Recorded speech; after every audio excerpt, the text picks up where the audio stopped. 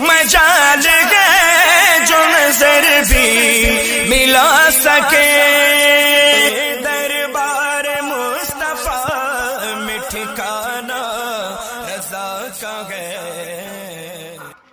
अल्हम्दुलिल्लाह अल्हम्दुलिल्लाहिल हन्नानिल मन्नान अल्लज़ी खलक़ल इंसान व अल्लमहुल बयान वस्सलातु वस्सलामु अला रसूलिही सय्यिदिल इंसी वल जान व अला आलिही व अस्हाबिही ज़विल खैरि वल इहसान अम्मा बअद फ़अऊज़ु बिल्लाहि मिनश शैतानिर रजीम बिस्मिल्लाहिर रहमानिर रहीम मन युतिइर रसूल फ़क़द अताअ अल्लाह वमन तवल्ला फमा अरसलनाका अलैहिम हफीज़ा सदक़ल्लाहु मौलाना अल-अज़ीम व बल्लगना रसूलुहुन नबियुल अमीनुल मतीनुल मुख्तारुल करीम व नहनु अला ज़ालिका मिनश शाहिदीन वश-शाकिरीन वल्हम्दुलिल्लाहि रब्बिल आलमीन।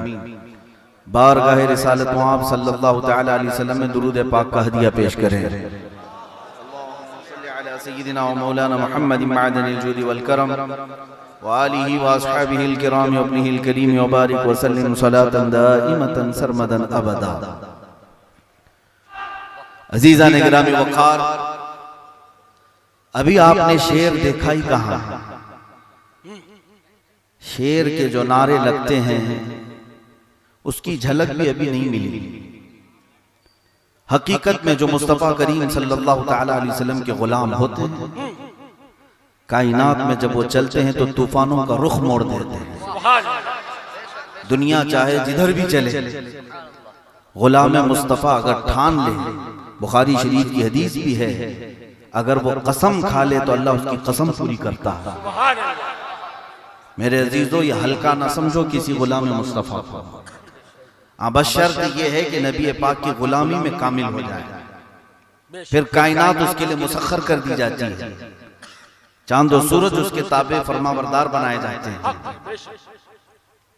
मैं आज आपके सामने हाजिर आया हूं सिर्फ इस जज्बे को लेकर के कि पूरी दुनिया आज एड़ी चोटी का जोर लगाती है इस बात पर कि मुसलमानों से एक दौलत छीन ली जाए, जिसको इकबाल कहता है ये फाका कश मौत से डरता नहीं जरा। हालात तो ऐसे ही हमारे कि कोई हम में से मौत से डरते नहीं। मुसलमान का एक दूसरा लक़ब है कफन बरदोश।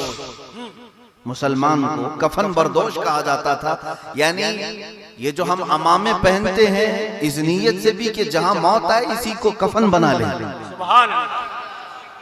जिस रास्ते पर चले मौत आए तो कफन भी यही है हमारा। मेरे अजीजों, मौत से जो डरता नहीं, बाकी अब बची क्या चीज है डराने के लिए? कौन सी चीज बाकी रह गई? इंसान को अगर सबसे ज्यादा किसी चीज का खौफ है तो मौत का होना चाहिए, और मुसलमान के अंदर ये खुसूसियत है कि ये मौत से भी नहीं डरता। लेकिन कौन सा मुसलमान जिसको इकबाल कहता है, ये पूरा यूरोप जानता है, पूरा मगरिब जानता है, ये फाका कश मौत से डरता नहीं जरा, रूहे मोहम्मदी इसके बदन से निकाल दो। रूहे मोहम्मदी इसके बदन से निकाल दो।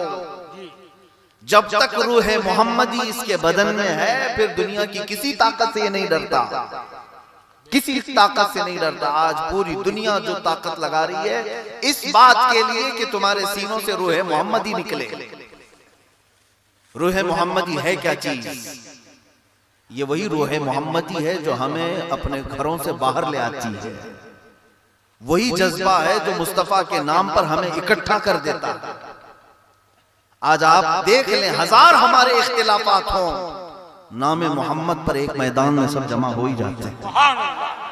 यही रूह मोहम्मदी है जो हमें जोड़ देती है, और ये कुफार और मुशरिकीन कभी नहीं चाहते। आप क्या समझते हैं वो हमारे कपड़े लत्ते जायदाद के दुश्मन है? नहीं, आप कमाओ उनको कुछ फर्क नहीं पड़ेगा। हत्ता के बाज बड़े दानिश्वरों ने ये तक कहा इनकी नमाजों से भी हमें कोई मसला नहीं, नमाजें पढ़ना है जहां पढ़ना है पढ़ो, इनकी मस्जिदों से भी हमें कोई मसला नहीं। मसला अगर इनमें से किसी से है तो सिर्फ उन चंद लोगों से जो नाम मुस्तफा पर गर्दन कटाने की बात करते हैं, बस उन लोगों से मसला है, और उन्हीं को पूरी दुनिया में बदनाम किया जाए कि ये लोग दहशतगर्द होते हैं, आतंकवाद होते हैं, टेररिस्ट होते हैं। इस तरह के लक़ब दे दे करके ये गुलामान मुस्तफ़ा को साइड करने की कोशिश की जाती है। लेकिन एक बात याद रखें कि ये फूंकों से बुझाया जाने वाला चिराग नहीं। कुरान कहता है कुफार और मुशरिकीन चाहते हैं कि अपने मुंह के फूंकों से अल्लाह के नूर को बुझा दे, अल्लाह इस नूर को मुकम्मल करके रहे। अल्लाह तबारक व तआला अपने इस चिराग को हमेशा रोशन फरमाएगा। अजीज़ान गिरामी वक़ार, असल जो बात है हमारी, जिस नुक्ते पर मुझे अर्ज करना है वो ये है, एक शेर से मैं गुफ्तगू का आगाज करता हूं। उनके जो हम गुलाम थे खल्क के पेशवा रहे, उनके जो हम गुलाम थे खल्क के पेशवा रहे, उनसे फिरे जहां फिरा फिर आई कमी वक़ार। सिर्फ यही एक नुक्ता है जिसको समझ लें। इकबाल क्या खूब कहता है कि ज़वाल बंदे मोमिन का बेज़री से नहीं। ये जो सबब है हमारे ज़वाल का, ये बेज़री से नहीं है कि तुम्हारे पास माल नहीं है इसलिए तुम आज आजिज हो गए, आज जलील हो गए। नहीं, सबब कुछ और है जिसे तुम खुद समझते हो। वो क्या है? उनके जो हम गुलाम थे खल्क के पेशवा रहे, मुस्तफ़ा करीम की गुलामी। मैं आपको बताऊं कि इस नुक्ते पर जब तक आप वापस नहीं आएंगे ठोकरें खाते रहेंगे। मुझे एक बात याद आती है, मिस्र की सरजमीन पर पढ़ने के जमाने में हमारा टेस्ट चल रहा था और मोरल इस तरह से एग्जाम होते हैं, कुछ भी जनरल क्वेश्चन भी किए जाते हैं। और मैं हिंदुस्तानी, मुझे एक उस्ताद ने क्वेश्चन में ये दिया कि फुटबॉल के कितने खिलाड़ी होते हैं। मुझे पता नहीं था क्योंकि हमारे यहाँ फुटबॉल का ज्यादा रिवाज नहीं, क्रिकेट का ज्यादा रिवाज। और अरब वाले क्रेजी हैं फुटबॉल के पीछे, और अगर कोई नहीं जानता तो उसको पागल समझते हैं। तो मैंने कहा कि मुझे इसकी खबर नहीं है। तो उन्होंने बताया कि 11 खिलाड़ी होते हैं। फिर एक बात चली, उन्होंने कहा कि तुम जानते हो कि फुटबॉल में होता क्या है? कहा कि 11 खिलाड़ी इधर होते हैं, 11 इधर होते हैं, लेकिन एक गेंद को सारे लोग घुमा रहे होते हैं और सबका मकसद एक ही है कि इसको किसी तरह से गोल कर दिया जाए। कहा ये तो होता है, हमने देखा भी है। उस उस्ताद मोहतरम ने एक बड़ी अच्छी बात कही थी। कहा कि बेटा, मैं यहाँ पर खिलाड़ी और खेल तुम्हें समझाना नहीं चाहता।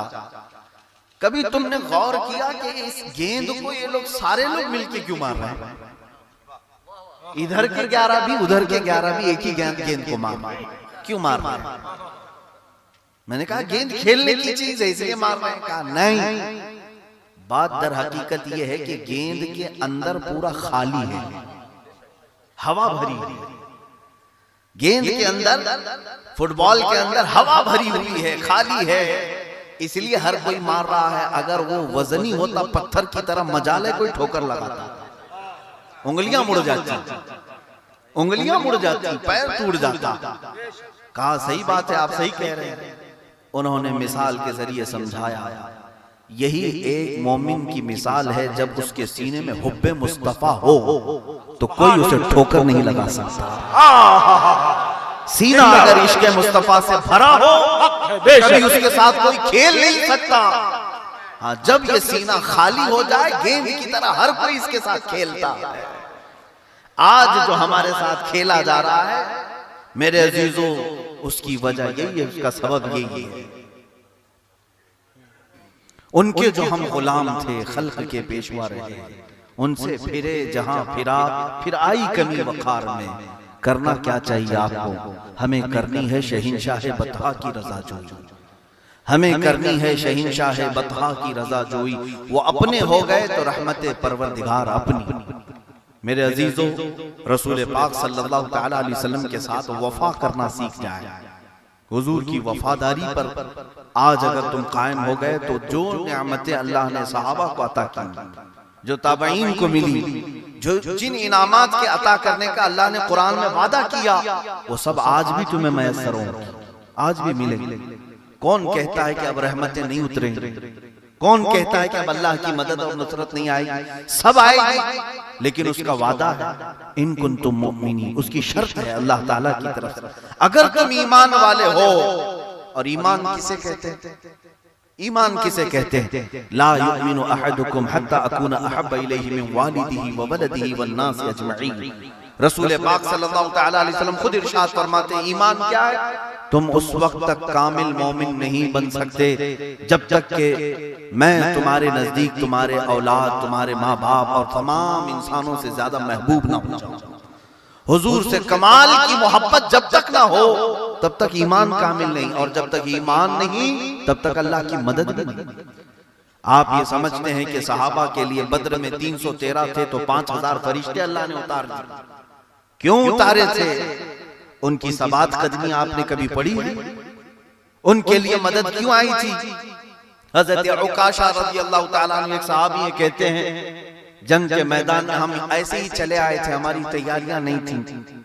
जब मैदान में आए तो कुफार और मुशरिकीन को असलहा से लेस देखा।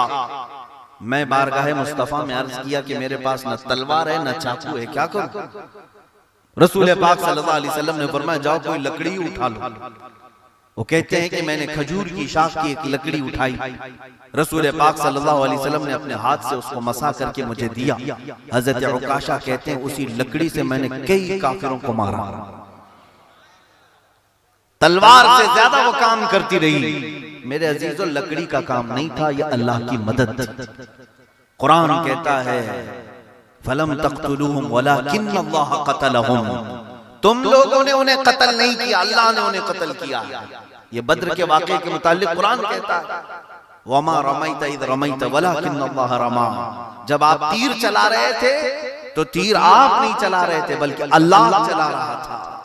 रब ताला कुरान में पाक में फरमाता है महबूब की अदाओं को अल्लाह ने अपनी अदा फरमाया। तुम्हारे लिए भी ये मदद आएगी, तुम्हारे लिए भी ये मदद आएगी, लेकिन कब? जब सबात कदमी, साबित कदमी ऐसी हो कि सहाबा की साबित कदमी हमने देखी है हुजूर की वफादारी में। यहाँ एक लाठी और डंडे से भाग जाते हैं लोग। अरे 2 पुलिस वाले 1000 लोगों को दौड़ा लेते हैं, भगा देते हैं। मैं ये नहीं कहता कि कानून का उल्लंघन करके किसी से उलझना चाहिए, लेकिन अपने हुकूक के मुतालबे के लिए जमीन में गड़े रहना चाहिए, डटे रहना चाहिए। इसको कहते हैं साबित कदमी। आप देखें सहाबा में से 2 छोटे सहाबा, उम्र उनकी 13-15 साल के करीब की है, मैदान बद्र में आए, मुआज और मुअव्विज रज़ी अल्लाह अन्हु। हजरत अब्दुर्रहमान बिन औफ कहते हैं मुझसे ये बच्चे पूछ रहे थे बद्र के मैदान में कि चचा अबू जहल किसका नाम है? हजरत अब्दुर्रहमान कहते हैं मैंने इन बच्चों से कहा तुम क्या करोगे, वो सरदार कुरैश है, वो पहलवान है, तुम क्या करोगे, छोटे बच्चे हो। बच्चों का जज्बा तो देखें। कहा सुना है वो रसूल पाक को गालियां देता, हमें बर्दाश्त नहीं, इसलिए तो हम मैदान में आए। मदीने से 160 किलोमीटर दूर चल के आ गए। क्रिकेट के ग्राउंड में नहीं आए, ये जंग का मैदान जान अपनी हथेली पर लेकर आना होता है। नंगे पांव रेत के मैदान में खड़े हैं। हजरत अब्दुर्रहमान बिन औफ कहते हैं अभी मेरी बात चल रही थी, अबू जहल सामने से जा रहा था, मैंने बच्चों को बताया यही है वो गुस्ताखे रसूल। मेरी बात कंप्लीट भी नहीं हुई थी, ये बच्चे चील की तरह झपटे, दोनों जिनकी उम्र 13 और 15 साल की भी नहीं थी, झपट करके गए। एक ने घोड़े की टांगों पर तलवार मारी, दूसरा अबू जहल को गिरा करके उसके सीने पर बैठा। तारीख में लिखा हुआ है औरों ने अगर काफिरों को मारा था तो इन बच्चों ने तो कुफ्र को मारा, पूरे कुफ्र को मारा। लेकिन इसके बाद का एक वाकया मैं आपको बताऊं, क्या ये आसान चीज है हुजूर की नामूस और हुजूर की इज्जत पर पहरा देने के लिए मैदान में आ जाना? आसान चीजें नहीं मेरे अजीजों, बड़ी आजमाइशें होंगी तुम्हारे जिस्म के साथ, तुम्हारे खानदान के साथ, तुम्हारे माल के साथ। फिर तुम्हें आजमाया भी जाएगा कि तुम खरे हो या नहीं। उन बच्चों में से जो मुआज थे, दोनों साहबजादों में से हजरत मुआज, उनके कांधे पर एक काफिर ने तलवार मारी। जब देखा उनका गुरु घंटाल मर गया और इन बच्चों ने मारा है, तो पीछे से आकर के एक ने तलवार मारी मोंढे पर, कंधे पर, पूरा कंधा कट गया, हाथ अलग हो गया, लेकिन बगल की चमड़ी से लटक रहा था। बगल की चमड़ी अभी लटकी हुई थी, लेकिन उस बच्चे का जज्बा तो देखें, तलवार दूसरे हाथ में लिया, फिर मैदान में आया, कहा कि मैं उस वक्त तक मैदान में खड़ा रहूंगा जब तक मेरे मुस्तफा करीम का एक भी गुस्ताख जिंदा रहे। डटे रहे। और जब बार बार तलवार लेकर के मैदान में आते थे तो ये हाथ लटक लटक के सामने आ जाता था, हाथ सामने आ जाया करता था। तो थोड़ी देर आगे जाने के बाद सहाबा ने वो मंजर भी देखा जिसको बयान करते रोंगटे कांप जाते हैं आज भी। ए जवानों, तवज्जो से सुनना, हमारी उम्रें 20, 25, 30, 40 के ऊपर हो गई।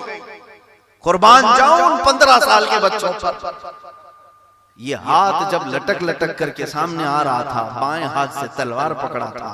सहाबा कहते हमने उस बच्चे को देखा, उसने हाथ अपने पैर में नीचे दबाकर खींच के निकाल दिया।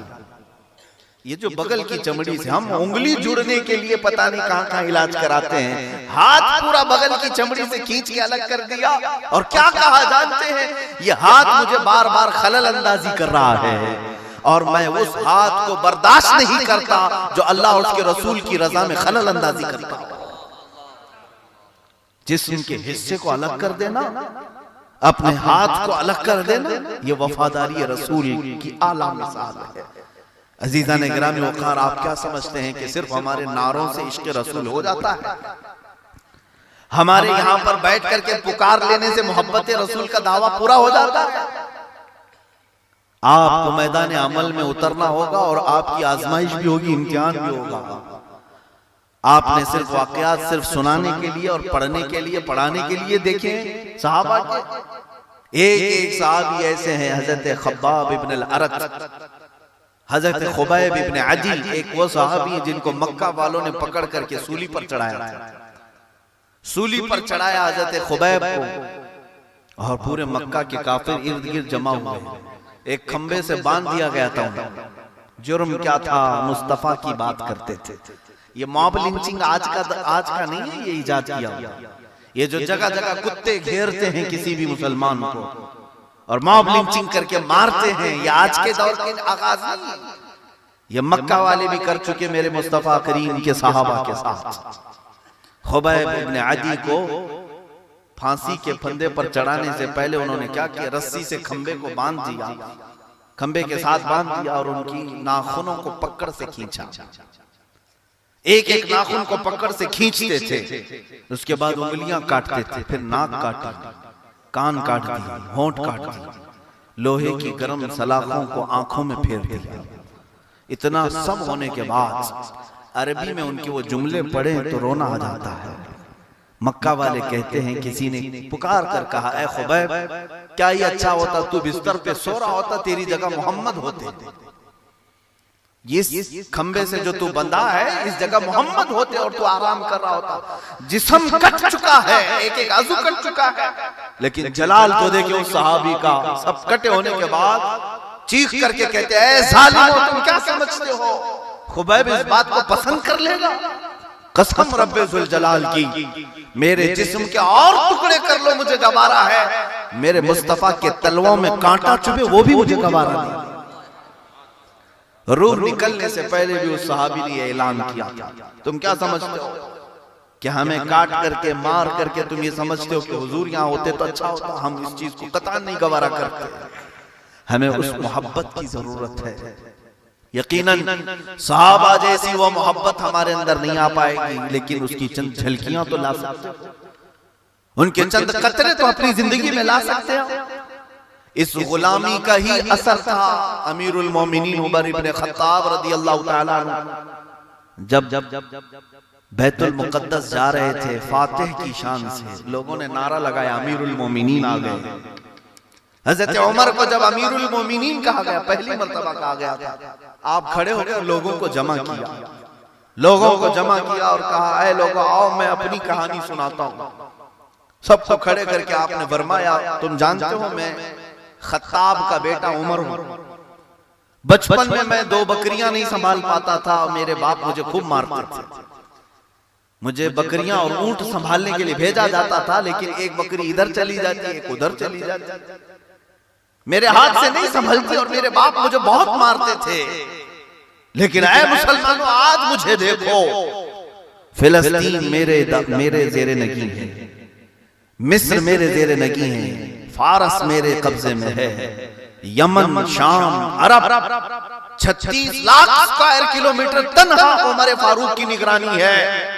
उमर फारूक कहते हैं क्या तुम समझते हो इसलिए कि खत्ताब का बेटा उमर है इसलिए? नहीं, बल्कि मोहम्मद अरबी का गुलाम उमर है इसलिए ये सारी चीजें आ गई।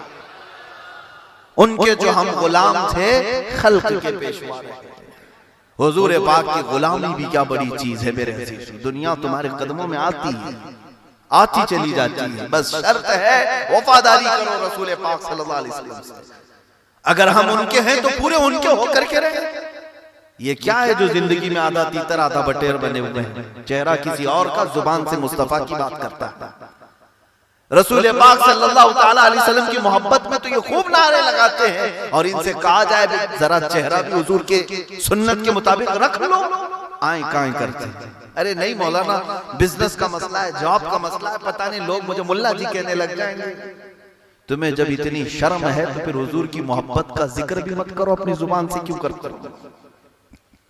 हजरत अबू बकर शिबली रहमतुल्लाह ताला अलैह सिलसिले कादरिया के बड़े बुजुर्ग हैं, फरमाते मेरी जिंदगी में सबसे अगर कठिन कोई सवाल है मेरे लिए तो एक सवाल है। पूछा गया क्या है? ये अबू बकर शिबली कोई मामूली नहीं है, गौसे पाक के दादा पीर हैं। सरकार गौसे पाक रज़ियल्लाहु ताला अन्हु के सिलसिले में भी आता है। आप फरमाते हैं अगर मुझे जिंदगी में किसी ने पूछ लिया आप मोहम्मद सल्लल्लाहु अलैहि वसल्लम से मोहब्बत करते हैं या नहीं, ये सवाल मेरे लिए सबसे कठिन है। क्या आपके लिए कठिन है सवाल?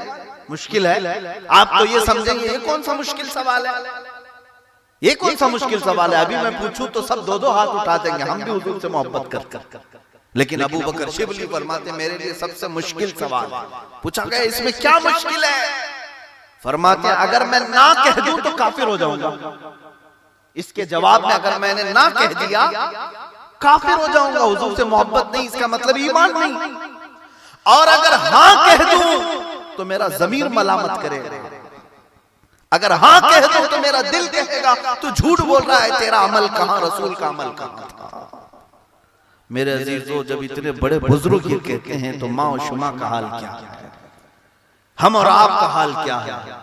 इसीलिए कुरान ने भी तुम्हें क्या कहा, उदखुलू फिस्सिल्मि काफ़ा, इस्लाम में पूरे के पूरे आ जाओ। तुम्हें किस बात का शर्म, किस बात की शर्म और हया है? टोपी रखने से शर्म आती? 5-10 ग्राम की टोपी नहीं उठा पाता, 5 किलो की जीन्स तो पहन के घूम लेता है, 1-1 किलो की बेल्ट पहन सकता है, जबरदस्ती की बालियां और बंगड़ियां भी पहन लेता है। तुम्हें 5 ग्राम की टोपी, मस्जिद में आकर टोपी ढूंढते रहते हैं, कोई टोपी रखे नहीं रखे। ये कैसी नाइंसाफी है हुजूर पाक की गुलामी में होने के बाद। मेरे अजीजों, इसीलिए इकबाल बहुत रोया था, जिसमें उसने अशार में रो रो करके कहा था कि कहां गई है तुम्हारी असलाफ की रिवायात। तुम जिसके इक्तिदा में चलते थे तो तुम्हारे लिए तूफान भी रुख मोड़ लेते थे, तुम्हारे लिए समंदरों में रास्ते पैदा हो जाते थे और जंगल के दरिंदे तुम्हारे कदम चूमने लग जाते थे। तुम कहां रह गए आज, तुम कहां रह गए? ये वो लोग थे, हजरत सफीना कहते एक सहाबी जंगल में फंस गए, रास्ता नहीं मिल रहा था। ये सब हवाई बातें नहीं कर रहा हूं, दलील के साथ बताऊंगा। हजरत सफीना सहाबी रसूल है, कहते जंगल में फंस गया, रास्ता नहीं मिल रहा था मदीने जाने का, और अचानक बीच जंगल में आया तो एक शेर दहाड़ता हुआ गया। इतना खतरनाक था कि उसकी हैबत से कोई भी डर कर कांपने लग जाए। लेकिन जब वो मुंह फाड़ करके करीब आया तो मैंने सिर्फ इतना कहा, अना मौला रसूलिल्लाह या अबल हारिस, ऐ दरिंदे मैं रसूलुल्लाह का गुलाम हूं। हजरत सफीना कहते हैं वो दरिंदा जो मुंह फाड़ करके आया था मेरे कदम चाटने लग गया, और वफादार कुत्ते की तरह दुम हिलाता हिलाता मुझे मदीने के रास्ते तक छोड़ गया। उनके जो हम गुलाम थे खल्क के पेशवा, बात यही पर आती है, उनके जो हम गुलाम थे खल्क के पेशवा रहे। हुजूर की गुलामी भी क्या चीज है मेरे अज़ीज़ों। तख्त और ताज भी तुम्हारे ज़ेरे नगी होंगे, इख्तिदार और कुर्सी भी तुम्हारे मातहत होगी, शर्त है कि उनके वफादार बनो। हुजूर पाक सल्लल्लाहु ताला अलैहि वसल्लम के जब वफादार कोई बनते हैं तो कायनात की जमीन उनके लिए कुशादा कर दी जाती है। आज उसकी एक मिसाल मैं अपनी जिंदगी से बता दूं। आज इस मिंबर पर मुझे क्यों बिठाया आपने? मुझे जिस अंदाज से आप मोहब्बत करते हैं और चाहते हैं, किस लिए? यहाँ मेरा न ददियाल है, न ननिहाल है, न ससुराल है, कोई रिश्तेदारी? क्या इसलिए बिठाया कि बड़े खानदान का है, बड़े बाप का? नहीं मेरे अजीजों, सिर्फ और सिर्फ निस्बत मुस्तफा की वजह से बिठाया। वाह सुभान अल्लाह। बात उनकी करो, फिर हर दिल पे राज करो। हुजूर पाक की बात करके तो देखो कितनी इज्जत मिलती है दुनिया में, हमने महसूस किया है आज। और अभी नाज़िम इजलास, नकीब इजलास जिस तरह से ललकार रहे थे उस खबीस मलून पाखंडी को, आप सबों ने देखा। आज भी आप अपनी आंखों से देखेंगे अल्लाह गुस्ताख रसूल को दुनिया में भी हिला कर बर्बाद करता है, और आखिरत की सजा तो उसके लिए दर्दनाक है ही। उसका बुरा अंजाम देखेगी दुनिया। 6 महीने नहीं गुजरे, मुंह छुपा करके घूमना पड़ रहा है, अपने ही लोगों से छुप छुप करके दरवाजे ढूंढना पड़ रहा है। हद तो ये हो गई उस पाखंडी खबीस की कि छोटा बच्चा भी मंदिर में आए तो डर के मारे बाहर आता। देखा होगा आपने अखबार में, अरे छोटा बच्चा आ गया मुसलमानों का, तुम्हें बच्चों से भी डर लग रहा है, बच्चों से भी खौफ लग रहा है। 10-10, 12-12 बॉडीगार्ड लेकर के भी रात को नींद नहीं आती। मौत की तलवार सर पे लटक रही है, क्यों? गुस्ताखी मुस्तफा की वजह से, रसूल की गुस्ताखी किया, चैन और सुकून गारत हो गया। और इधर अल्हम्दुलिल्लाह मेरे रब की नवाजिशें मेरे साथ इतनी है, जिस इलाके में जाए चाहने वालों का हुजूम ही हो चुका। नारे तकबीर, नारे रिसालत, ये मसलके आला हज़रत, ये किस बुनियाद पर है? मुस्तफा करीम की बात करें, फिर हर दिल पर राज करें। जहां जाए लोगों का हुजूम है, पैर रखने की जगह नहीं है। फिर हमें वो बात याद आती है जो सहाबा का नारा था, वो आज हमने अपनी जिंदगी में प्रैक्टिकल देख लिया। जब तक बिके न थे तो कोई पूछता न था। वाह वाह वाह वाह वाह। या रसूल अल्लाह, जब तक बिके न थे तो कोई पूछता न था, तुमने खरीद कर हमें अनमोल कर दिया। वाह, तुमने खरीद कर हमें अनमोल कर दिया। तुम बिक तो जाओ बाजार मुस्तफा में, दुनिया तुम्हारी क्या, तुम्हारी जूती की भी कीमत नहीं लगा सकती, तुम्हें नहीं खरीद सकेगी। हाँ, यही बात जो मैंने शुरू में मिसाल में बताया, गेंद में जब हवा भरी होगी तो हर कोई ठोकर मारेगा, हर कोई इधर से उधर उछालेगा।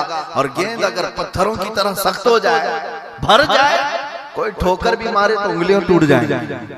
आप इश्क़ मुस्तफा से अपने सीने को भर करके तो देखो, कोई तुम्हारे सामने हाथ तक नहीं लगाएगा। खौफ किस चीज का नाम है?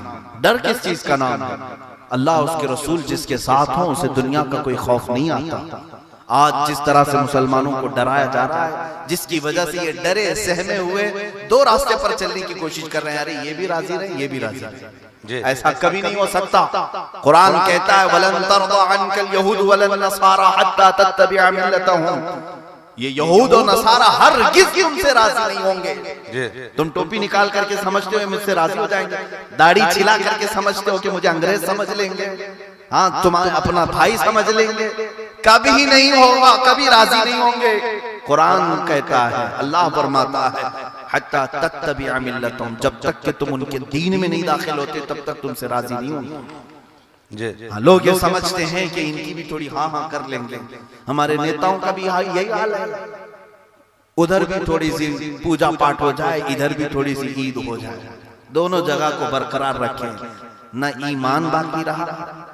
इनका हाल वही हो जाता है, धोबी का कुत्ता, न घर का न घाट का, इधर के भी नहीं उधर के भी नहीं रहे।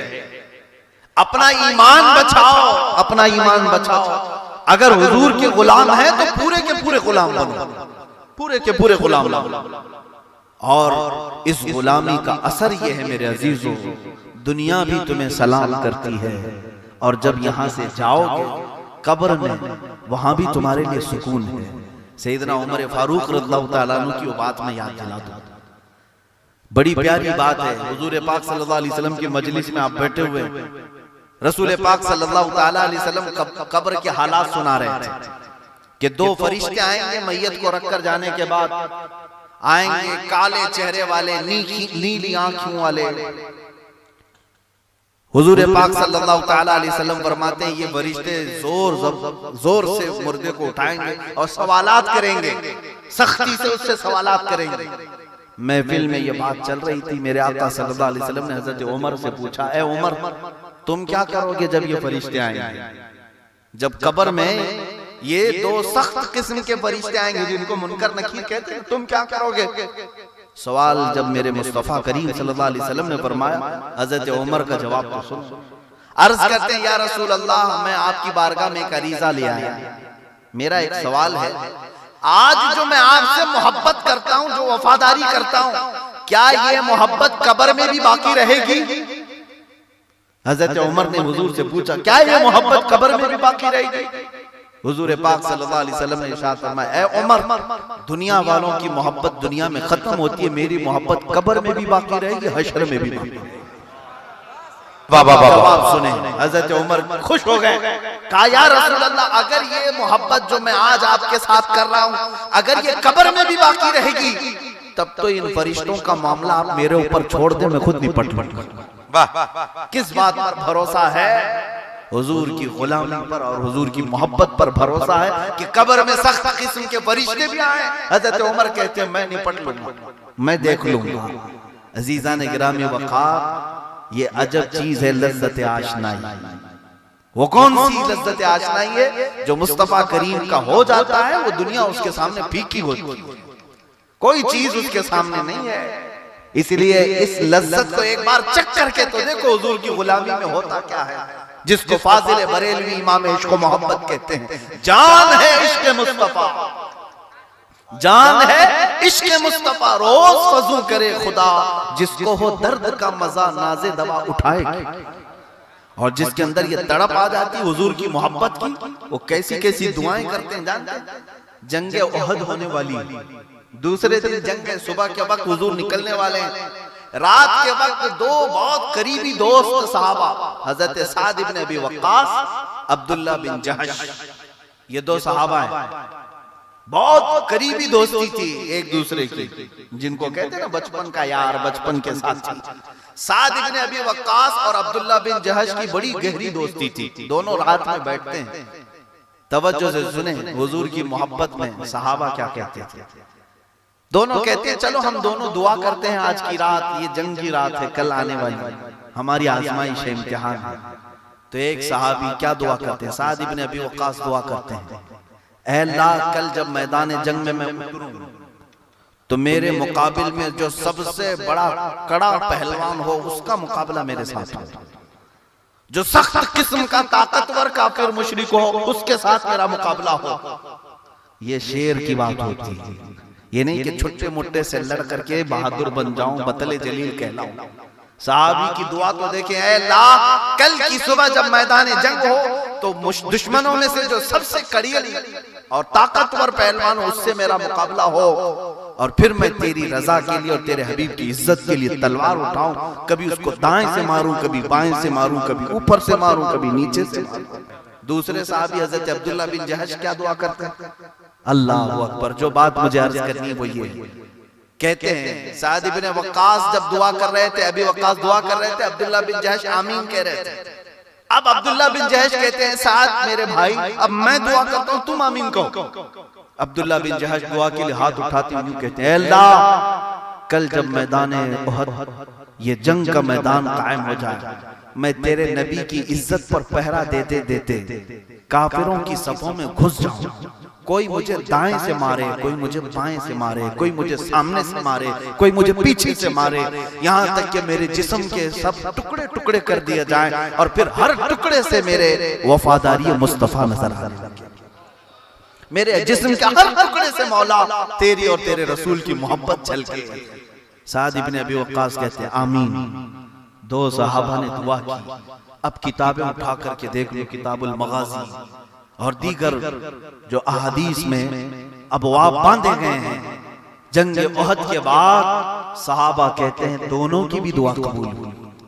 साद इब्न अबी वक्कास के मुकाबिल में बहुत सख्त किस्म का पहलवान आया और लड़ाई उनकी सुबह से दोपहर तक चलती रही, और उसको इतना मारा, हर तरफ से मारा, जख्मी किया, यहाँ तक कि उसके कत्ल किया। बड़े पहलवान को मारा और अब्दुल्ला बिन जहश की भी दुआ कबूल हुई। कुफ्फार और मुशरिकीन के नरगे में आ गए और इतना उनके ऊपर तीर और नेज़े बरसाए गए कि उनके हाथ काटे गए, उनके पैर काटे गए, उनके जिस्म के टुकड़े टुकड़े कर दिए गए। यहां तक कि काफिरों ने उनके जिस्मों को हार बना करके अपने गले में पहन लिया, उनके आज़ा को। मेरे अजीजों, ये सहाबा इसी को कहते हैं ना, अजब चीज है लज्जत आशनाई, दो आलम से करती है बेगाना तुझको। हुजूर पाक सल्लल्लाहु तआला अलैहि वसल्लम से मोहब्बत होने के बाद बंदा अपने जिस्म के टुकड़े करने के बाद खुशी खुशी दुनिया से जाता है। क्यों? इसलिए कि उसे यकीन है। आज जो लोग डराते हैं, कुछ बात करोगे तो केस हो जाएगा, मुकदमा हो जाएगा। मौलाना जाहिद साहब कह रहे थे मेरे मुतालिक इनके ऊपर बड़े केस हैं, लेकिन कोई रेप के केस नहीं, चोरी के केस नहीं, कहीं इधर उधर गुंडागर्दी के केस नहीं। आप छान करके देख लेना, मेरे ऊपर जितने मुकदमात लगाए गए सब वो नामों से मुस्तफा पर है। जब जब किसी गुस्ताख के खिलाफ या रसूल अल्लाह जिंदाबाद जिंदाबाद, जब जब गुस्ताखाने रसूल के खिलाफ हम खड़े होने की कोशिश किए या आवाज उठाए, लोग तो सिर्फ हमारा जाहिर देख रहे हैं। यहाँ पर हमारे अमामे, हमारे जुब्बे और हमारे आने जाने पे नारे देख करके समझते हैं बड़ी आन शान के साथ है। मेरे अजीजों, दुनिया में ये आजमाइश से गुजरना होगा, हमें भी कोर्ट कचहरी के चक्कर काटने पड़ते हैं, लेकिन मैं इसको ऐब नहीं समझता। जब जब जाना होता है तो मैं फख्र के साथ जाता हूँ, मेरे मुस्तफा के नाम पर जाता हूँ, और सच आ जाए तो सर झुका करके कबूल करूं। इसलिए कि दुनिया हमें ये मुकदमात और जेल की काली कोठरियों से न डरा सकेगी। मुजफ्फर को मुकय्यद न समझ ऐसे यार, मेरी असीरी भी ये मेरी सुन्नत आबाई है। हमें अगर कैद करके तुम समझते हो कि मुंह बंद कर दिया जाएगा, ये भी नहीं मुमकिन है। इसलिए कि हमारे असलाफ कई ऐसे हैं जिनका जनाजा भी जेल से निकला। हाँ, गुलामाने मुस्तफा के अज़्म को दुनिया नहीं तोड़ सकती। मैं बात ये कर रहा था, सहाबा इकराम में जब ये जज्बा आता था तो वो दुआएं भी इस तरह करते कि मुस्तफा के नाम पर कट जाए, मर जाए। और दुनिया फिर क्या? आज हम अपने आसपास की फिक्र में लगे हुए हैं, क्या होगा क्या नहीं होगा। मैं बात करूंगा तो कौन पकड़ ले जाएगा, कितने मुकदमे ठोक देगा। तुम्हें ये खबर नहीं है, मदीने की एक खातून दौड़ती हुई हुजूर के पास आई जब रसूल पाक सल्लल्लाहु तआला अलैहि वसल्लम पर मक्का वालों ने हमला कर दिया था। ये खंदक का मौका था। उस वक्त हुजूर पाक सल्लल्लाहु अलैहि वसल्लम के पास एक खातून आई, कहा या रसूल अल्लाह, मदीने के सारे जवान आपके साथ जा रहे हैं, आपकी मोहब्बत में, आपकी इज्जत की हिफाजत के लिए लड़ने के लिए जा रहे हैं। मेरे घर में कोई नहीं। 1.5 साल का बच्चा लेकर के आई। कितने साल का? 1.5 साल का बच्चा लेकर के आई, दूध पीता हुआ। कहा या रसूल अल्लाह, इसको कबूल कर ले, इसको जंग में ले जाए, इसको भी जंग में ले जाए। खातून का जज्बा तो देखे। हुजूर पाक सल्लल्लाहु अलैहि वसल्लम ने फरमाया, ऐ खातून, इसका क्या करना है? वो खातून कहती है, आका, जब आपने ऐलान किया कि मदीने का जो भी जवान है वो बाहर निकले, कल की रात से मैं सोई नहीं। मेरे शोहर का इंतकाल हो चुका है, मैं बेवा हूं, मेरे घर में इसके अलावा कोई भी मर्द बच्चा नहीं है। ये 1.5 साल का है, लेकिन मैंने ये सोचा इसी को बारगाह रसूल में पेश करता हूं। आका, मैं जानती हूं ये तीर और तलवार नहीं चला सकता, ये तीर और तलवार नहीं चला सकता, लेकिन मेरी ख्वाहिश सिर्फ इतनी है कि आपके मुजाहिदीन सहाबा में किसी के हाथ में ये बच्चा दे दे, जब दुश्मनों की तरफ से तीर चले तो मेरा बच्चा ढाल के काम तो आ सकता है, मेरा बच्चा ढाल के काम आ सकता है। उन्होंने सब कुछ लुटाया था मेरे अजीज नाम मुस्तफा में, और सब कुछ लुटाने के बाद भी कहते थे हक तो ये है कि हक अदा ना। सब कुछ लुटाने के बाद आप क्या समझते हैं नामूसे मुस्तफा की बात करना बड़ा आसान है? मेरे अजीजों, ये दुनिया और नशाखोरों के लिए ये फील्ड नहीं है, दुनियादारों के लिए, माल लूटने वालों के लिए और दौलत पर नजर रखने वालों का ये मैदान हो ही नहीं सकता। यहाँ पर न बुज़दिली तुम्हारी काम आ सकती है और ना ही तुम्हारा मनसब। तुम्हें यहाँ सिर्फ और सिर्फ अल्लाह उसके रसूल की रजा देखनी होगी। आपको मैं गुलामी मुस्तफा की बात करूं, जानते हैं तकालीफ तो आएंगी, मशक्कतें तो आएंगी, लेकिन उसके बाद एजाज और इनाम भी मिलेगा। आपको 6 साल के बाद हुजूर की हिजरत के, जब हुजूर पाक सल्लल्लाहु अलैहि वसल्लम मक्का में तशरीफ लाए, वापस फतह मक्का हुआ, किस शान से आए मेरे आका जानते?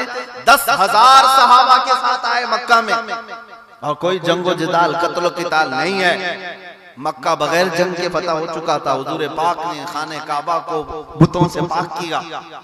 जब जोहर का वक्त करीब आया, हुजूर पाक सल्लल्लाहु तआला अलैहि वसल्लम ने अजान देने का हुक्म फरमाया बिलाल हबशी को, लेकिन कहां से?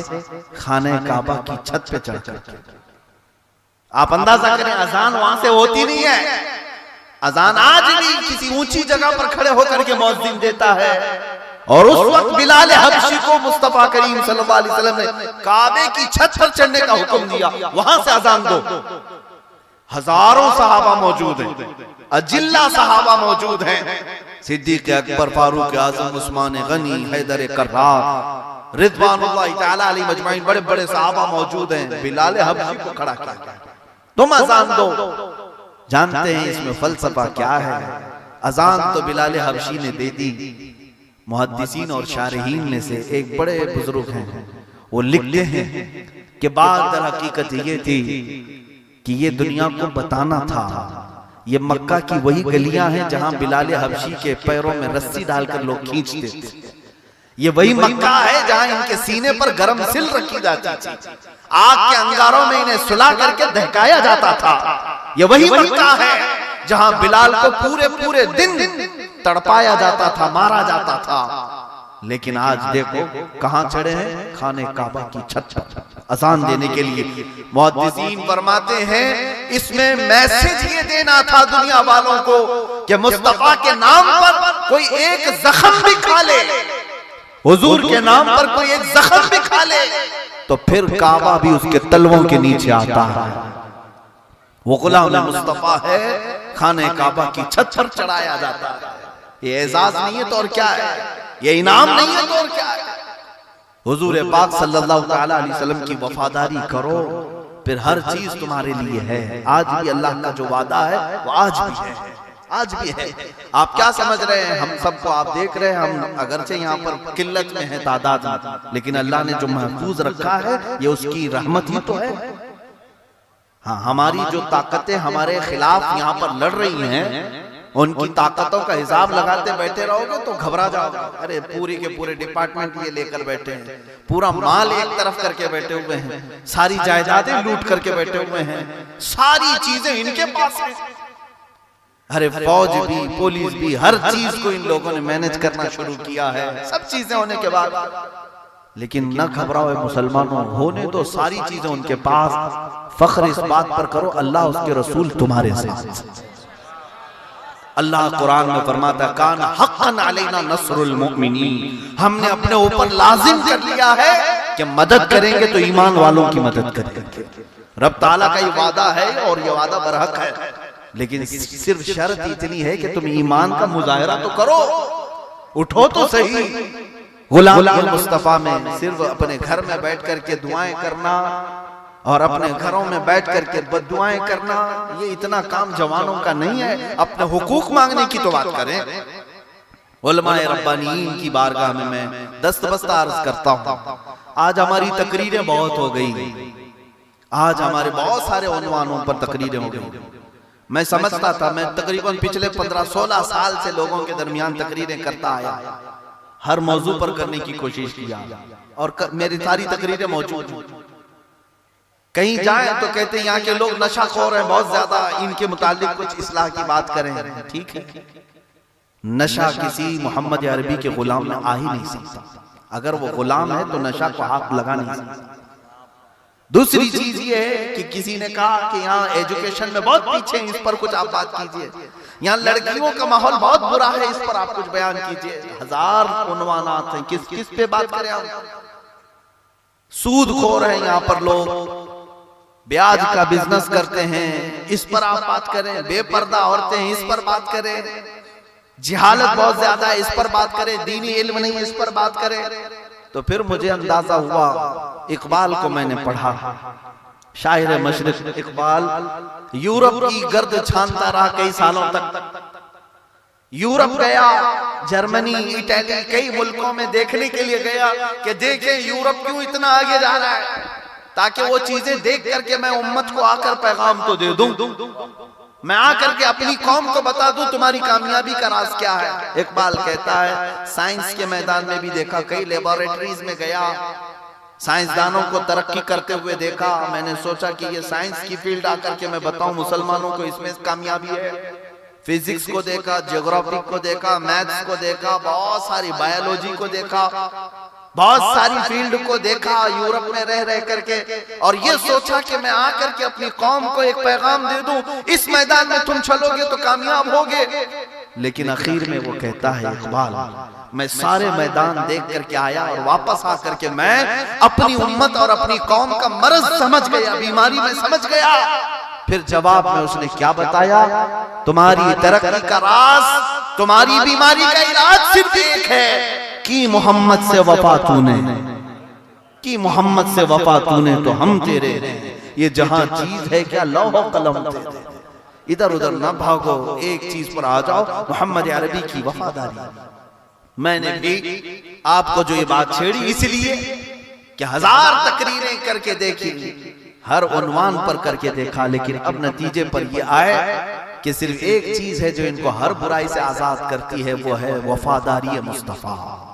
हुजूर की वफादारी अगर आ जाए, रसूल पाक से सच्ची मोहब्बत उसकी आंखों में आ जाए, कभी वो अपने महबूब को धोखा देने की कोशिश नहीं करे। मेरे अजीजों, महबूब कैसा होता है जानते हैं?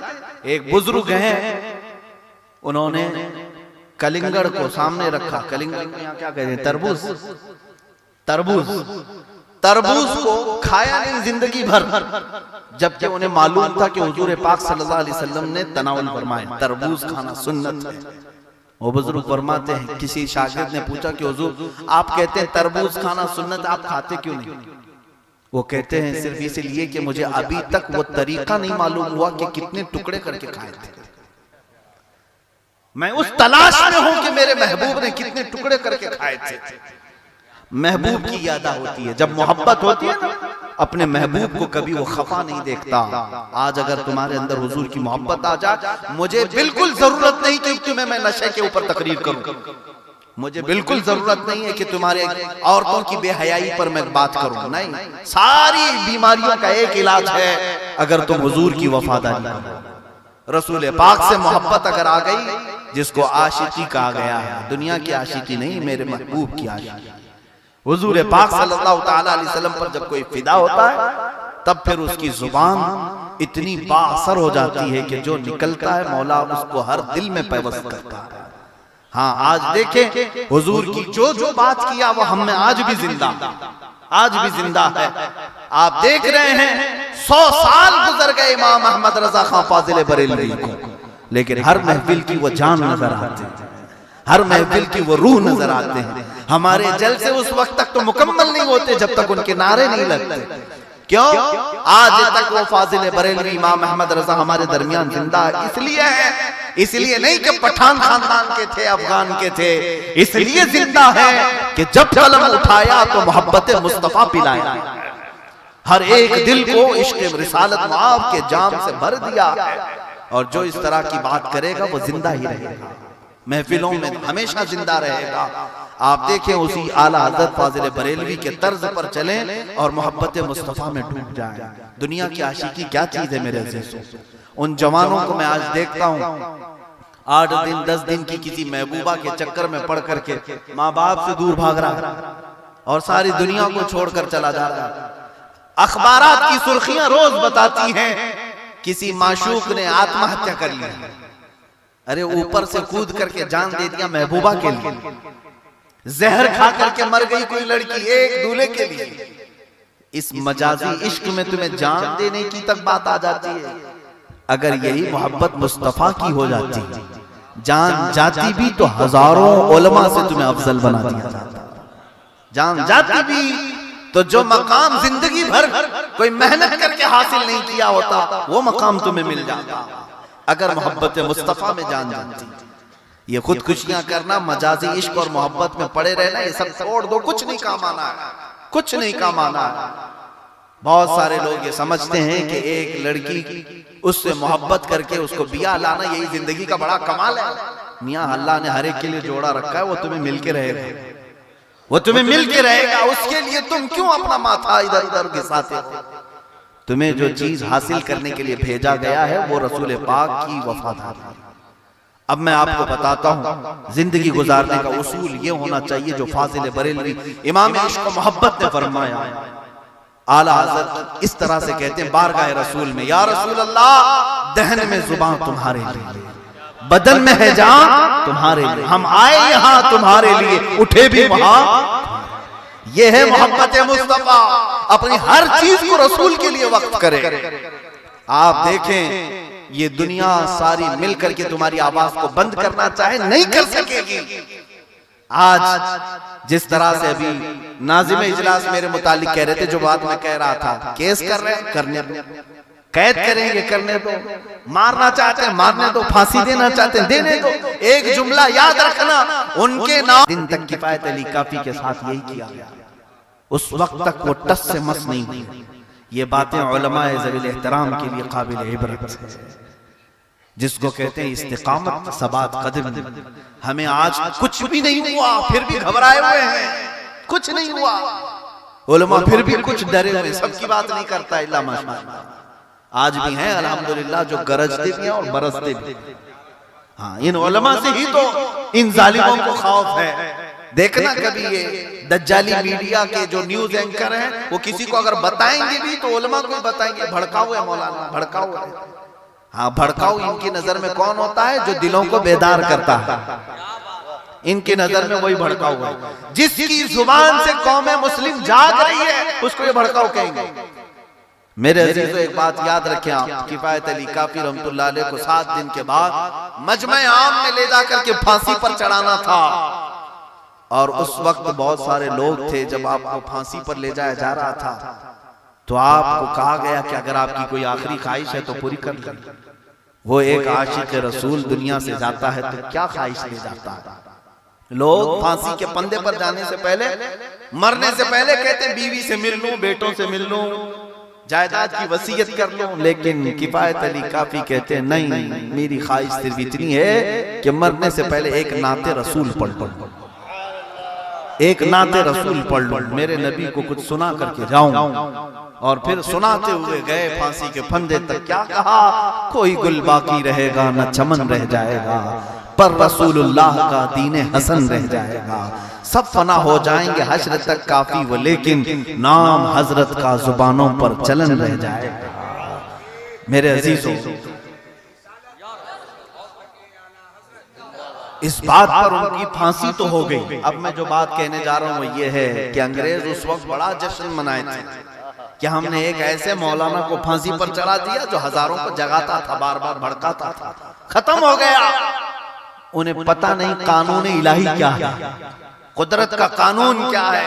किफायत अली काफी को मुरादाबाद शहर में फांसी देकर के अंग्रेज जश्न मना रहे थे कि आप लोगों को, मुसलमानों को बेदार करने वाली एक जात चली गई। लेकिन मौला तबारक व तआला को कभी गवारा नहीं कि उसके हबीब का आशिक हमेशा के लिए खत्म हो जाए।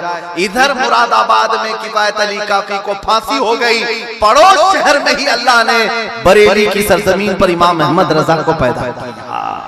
तुम एक आशिक को खत्म करने की बात कर रहे थे, इधर बरेली से दूसरा आशिक खड़ा हुआ और उसने तो पूरी दुनिया में जान भर दी।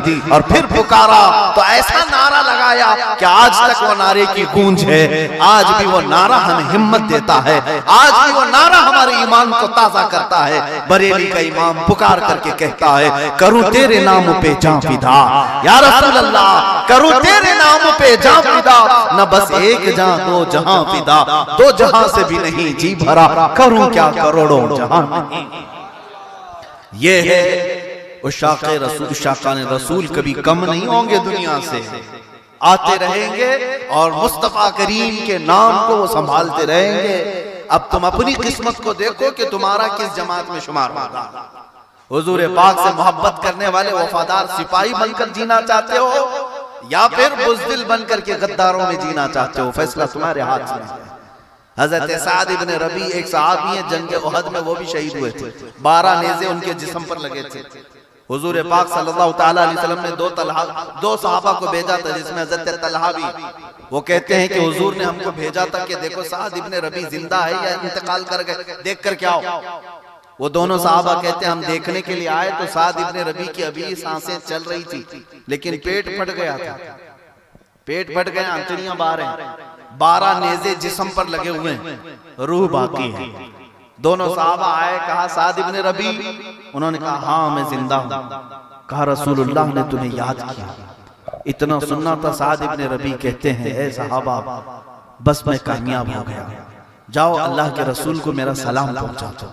मैं चल करके आने के काबिल तो नहीं रसूलुल्लाह तक, मैं आ तो नहीं सकता, लेकिन जाओ हुजूर को मेरा सलाम पहुंचा दो। लेकिन जानते हैं जिसका पेट फट गया, 12 नेज़े दगे हुए हैं, वो क्या जुमला कहते हैं ए मेरे दोस्त, ए मेरे दोस्तों, जाना तो हुजूर से ये भी कहना आका अपने साद को माफ कर दे, अपने साद को माफ कर दे। क्या आपकी हिफाजत का हक अदा नहीं कर सका? जिसके नेज़े 12 लगे हों वो कहता है हक अदा नहीं किया।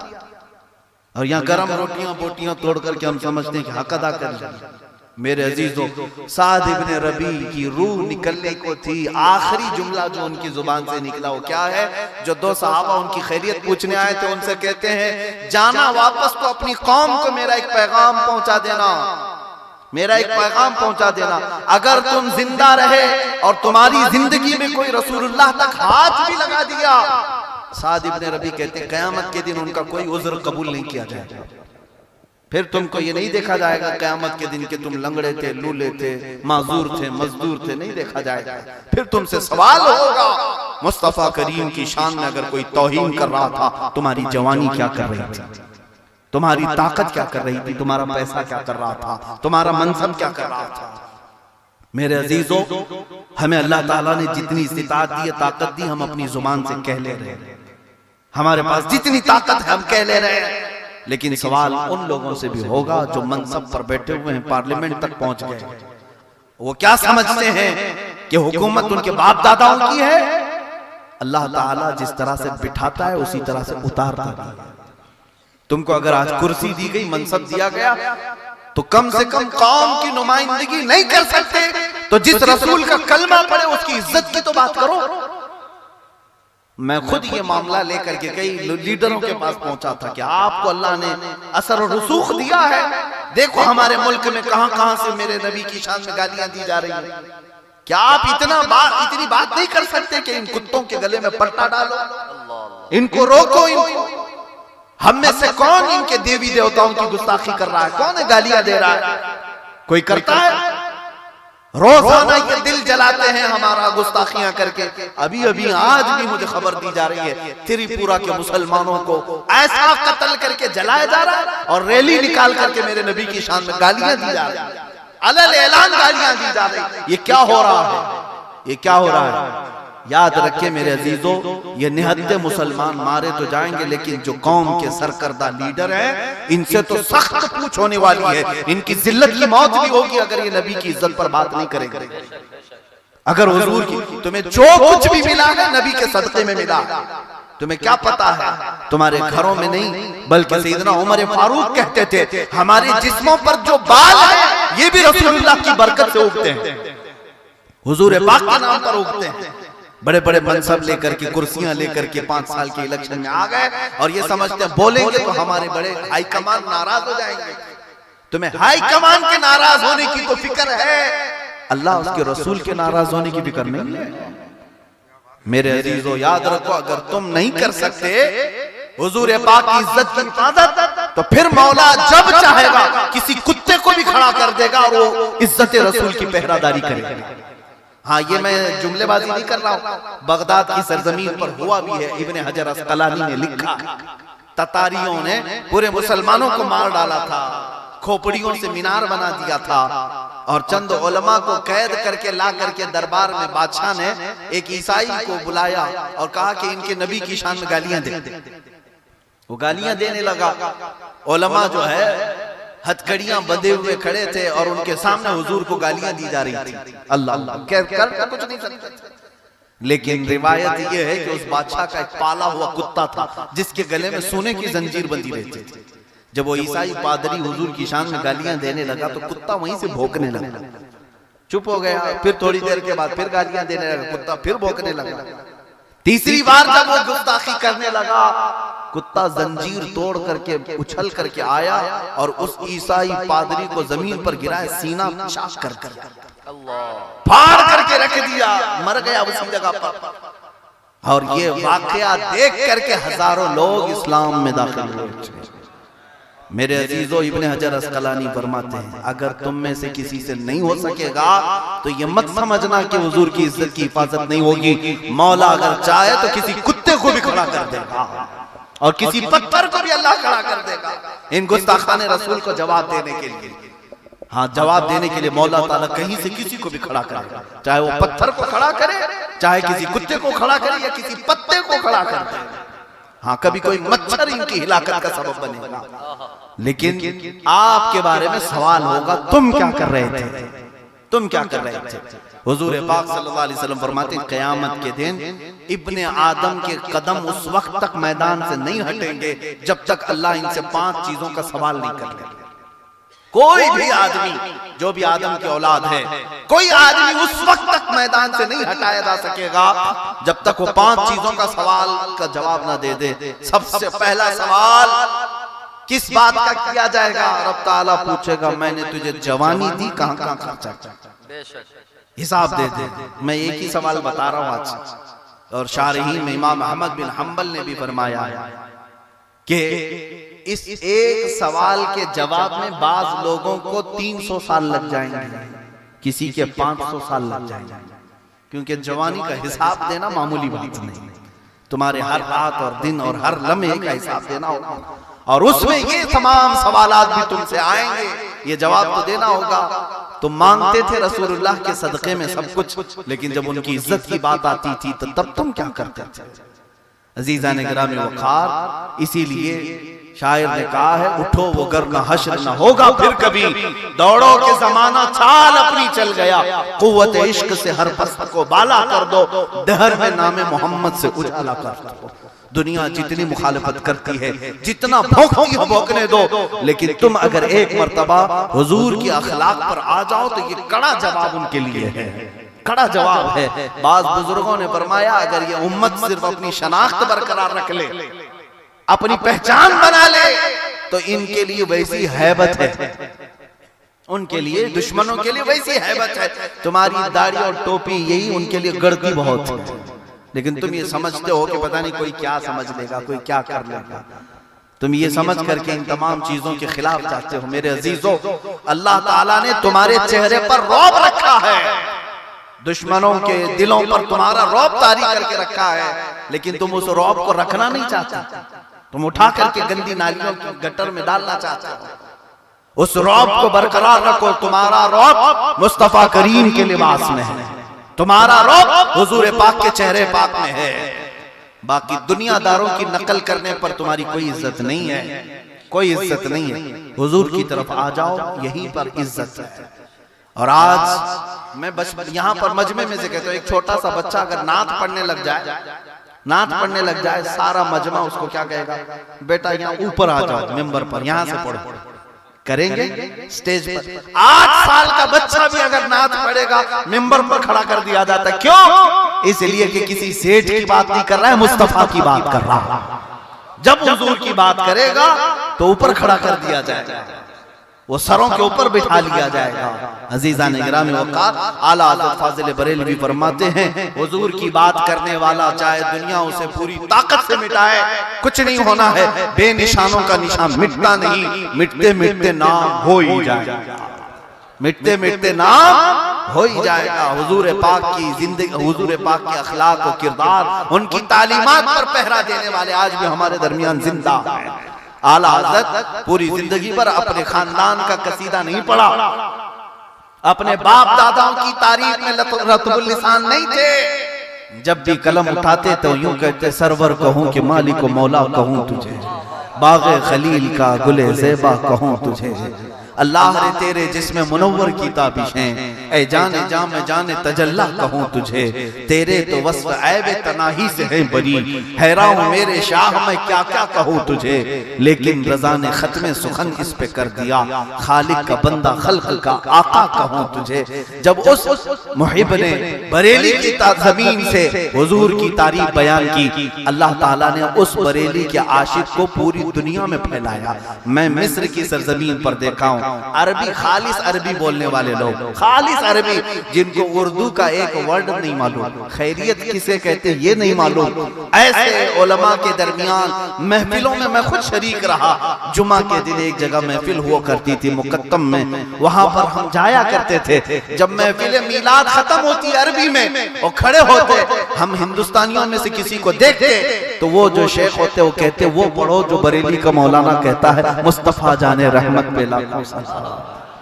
उनको समझ में कुछ नहीं आती, लेकिन हुक्म देते थे अरब के लोग, वो पढ़ो जो बरेली के मौलाना कहते हैं, मुस्तफा जाने रहमत पे लाखों सलाम। हम हिंदुस्तानी तलबा जो 8-10 होते थे खड़े होकर के सलाम पेश करते और वो झूमते रहते थे, झूमते रहते थे। हमने कई मर्तबा उनसे पूछा ये सलाम उर्दू में है, आपको समझ क्या आती है? आप महफिल के आखिर में ये सलाम पढ़वाते हैं। वो कहते हमें समझ तो कुछ नहीं आता, लेकिन जब तुम लोग पढ़ते हो तो ऐसा लगता है कि हम मदीने में हाजिर हो चुके हैं, हमें ऐसा लगता है कि बारगाह मुस्तफा में खड़े हैं। अजीजा ने गिरामी वक़ार, जब एक आशिक की जुबान से बात निकलती है, मौला हर दिल में उसे उतारता है, चाहे उसे उसकी जुबान आती हो ना आती हो। आज जाओ अफ्रीका की सरजमीन पर, अमेरिका की सरजमीन पर, किसी भी इलाके में जाओ, इमाम अहमद रजा खां के चाहने वाले तुम्हें नजर आते हैं। क्यों आते हैं? इसलिए नहीं कि हिंदुस्तान के एक बड़े मौलवी थे, इसलिए कि पूरी जिंदगी भर इश्क़ रिसालत पर पहरा दिया है, नामूस मुस्तफा पर पहरा दिया है। और ऐसे लोग कभी मरते नहीं हैं, दुनिया मारने की भी कोशिश करे, मरते नहीं हैं। इसी तरह मुजद्दिद अल-फसानी रहमतुल्लाह अलैह को अकबर ने कैद किया था कई साल तक, और ये सोचा था कि एक आलिम को कैद और बंद में रख करके खत्म कर दूंगा। लेकिन क्या खत्म हुआ? अकबर मर गया, उसका नाम खत्म हुआ। उसकी कब्र मालूम है आपको? अकबर बादशाह मुर्तद होकर के मरा, जो नया दीन लाना चाहता था। मुजद्दिद अल-फसानी अहमद फारूकी सरहिंदी जेल से बाहर भी आए और बादशाह का लाया हुआ दीन खत्म किया, निजाम मुस्तफा को फिर से ऐलानन कायम किया।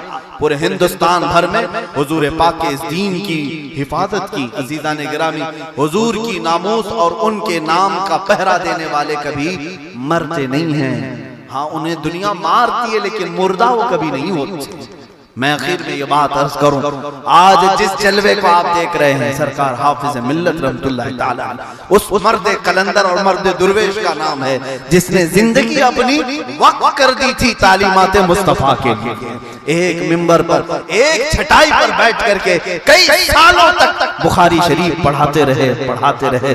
मेरे वालिद गिरामी खुद हाफिज मिल्लत रहमतुल्लाह ताला अलैह के खुशाचीन रहे, खुद फरमाते थे बुखारी की इन्नमल आमालु बिन्नियात से जब पढ़ाया करते, हम भी पढ़े हैं, अभी आज के उलमा भी पढ़े होंगे, बुखारी शरीफ को पढ़ाते हैं 100 सफ़े 200 सफ़े 300 सफ़े, जहां जितना मिकदार होगी पढ़ाते होंगे। लेकिन पहले के उलमा जानते हैं, फरमाते हैं, मेरे वालिद भी कहा करते, हाफिज मिल्लत रहमतुल्लाह अलैह जब बुखारी शुरू करते थे तो इन्नमल आमालु बिन्नियात से शुरू करके कलिमताने खफीफताने तक पूरे बुखारी शरीफ सबकन खुद पढ़ाया करते थे। पूरी जिंदगी हुजूर पाक सल्लल्लाहु तआला अलैहि वसल्लम की हदीसें पढ़ाने में वक्फ की। ये जामिया अशरफिया मुबारकपुर सिर्फ और सिर्फ ईंटों से और सीमेंटों से बनाया हुआ नहीं है, इश्क़ मुस्तफा से तामीर किया हुआ, जो आज चमक रहा है और हजारों दिलों का नूर बना हुआ है, आंखों का सुरूर बना हुआ है। यूं ही नहीं, इसमें इश्क़ मुस्तफा के जलवे।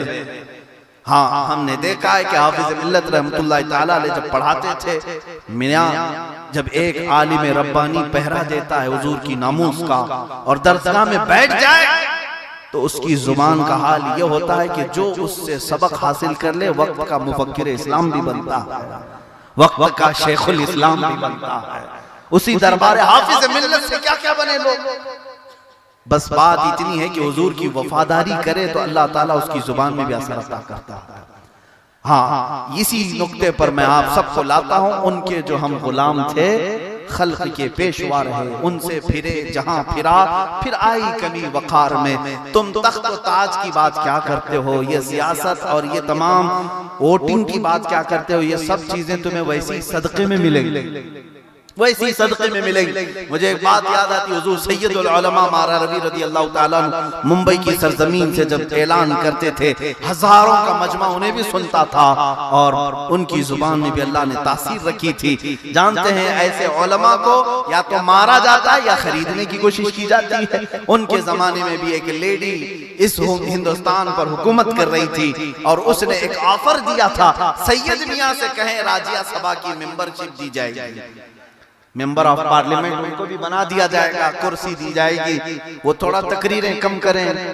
सैयद मियां रहमतुल्लाह ताला अलैह की एक बात मुझे याद आती, आपने जवाब में कहा तुम्हारी कुर्सी की जरूरत नहीं, अल्लाह ने हमें आयतल कुर्सी, जिसके पास आयतल कुर्सी है उसे फिर तुम्हारी कुर्सी की जरूरत नहीं। फिर उसी मारहरा के सैयद मियां ने एक इश्क का भी नारा हमें दिया था जो आज की जरूरत है, नौजवानों आज की जरूरत है। इसी नारे के साथ जलसे को खत्म करना, किसी की जय विजय क्यों पुकारे, क्या गरज हमको, किसी की जय विजय क्यों पुकारे, क्या गरज हमको, हमें काफी है सैयद अपना नारा या रसूल अल्लाह, हमें काफी है सैयद अपना नारा, जोर से बोले हमें काफी है सैयद अपना नारा, बस इसी में जान है। हम इसके उसकी बात क्यों करें, अगर हुजूर की बात करें तो हर चीज हमारे कदमों में आनी है, हर चीज हमारी तरफ मुतवज्जे होनी है।